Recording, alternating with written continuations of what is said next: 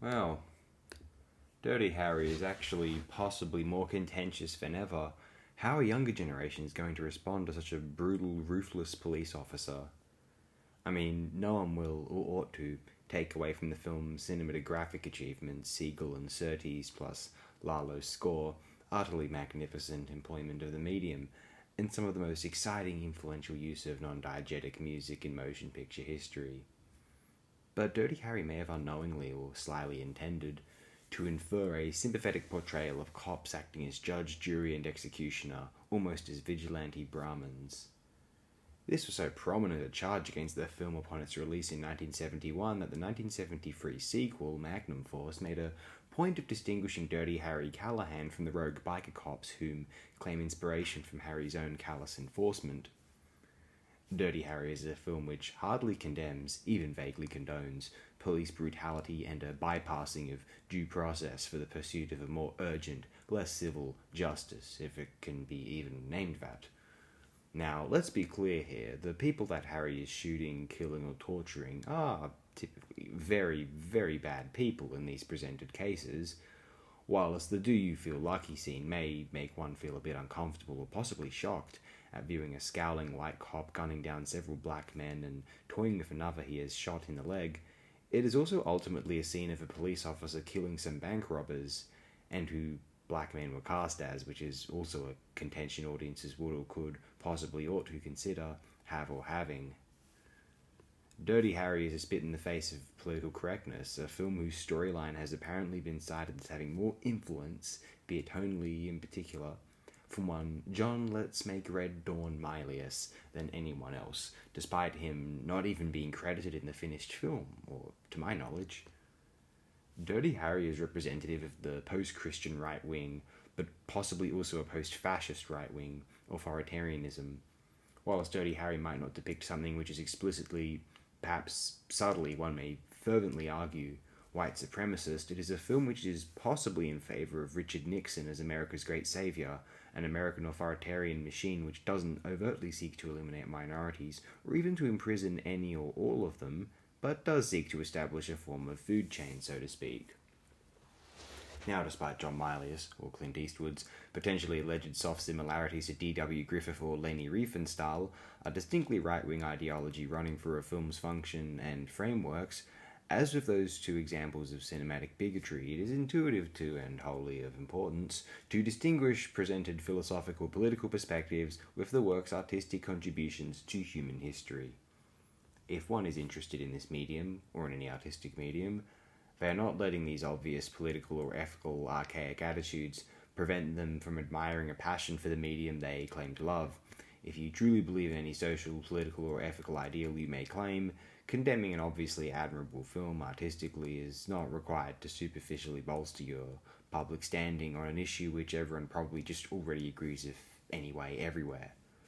Whilst I don't want to demonize right-wing politics, a certain authoritarian or even fascistic idealism pervades the Dirty Harry screenplay, and it is also a film which conservative or anti-PC political correctness types love with a sometimes frightening excitement. Harry is a nasty man before he is an honest man. He is simply honest about his nastiness.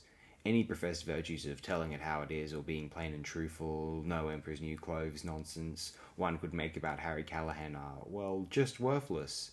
Harry isn't just doing his job, he is operating beyond the parameters of the job he was hired to do, quite regularly, for his own convenience and emotional appetite, rather than performing his job with a rigor or fastidious dedication. That certainly is not the case here, clearly.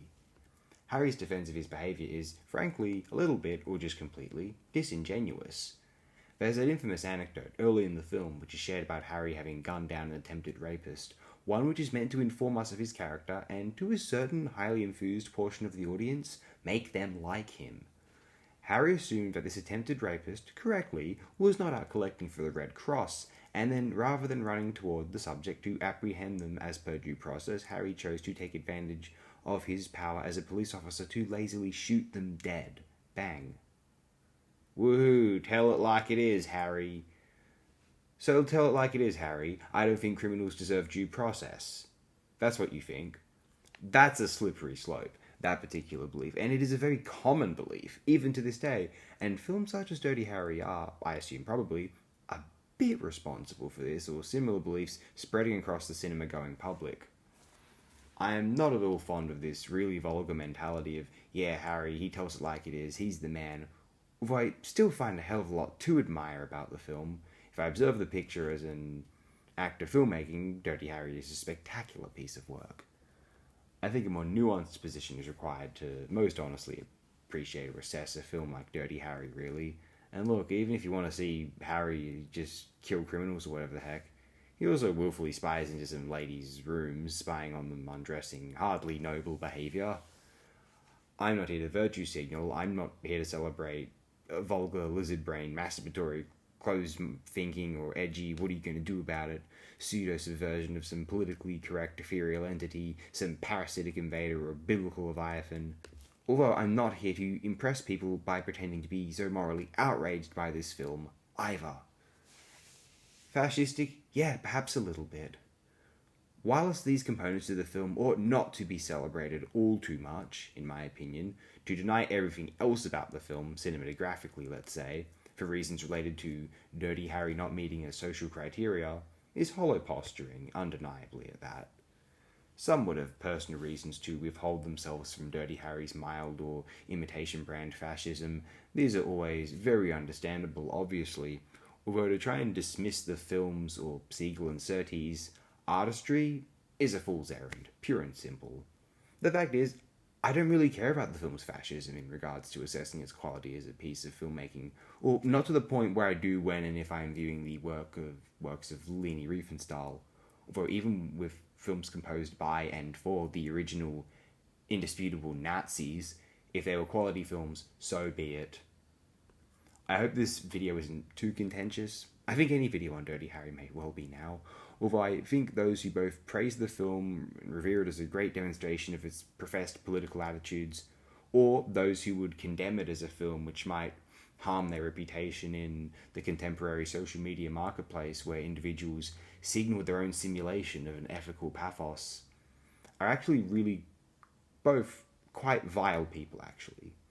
It might come across as noble or virtuous to condemn Dirty Harry, but this too is a vapid superficiality, as much as treating it as a religious icon is just generic brand fascism, frankly.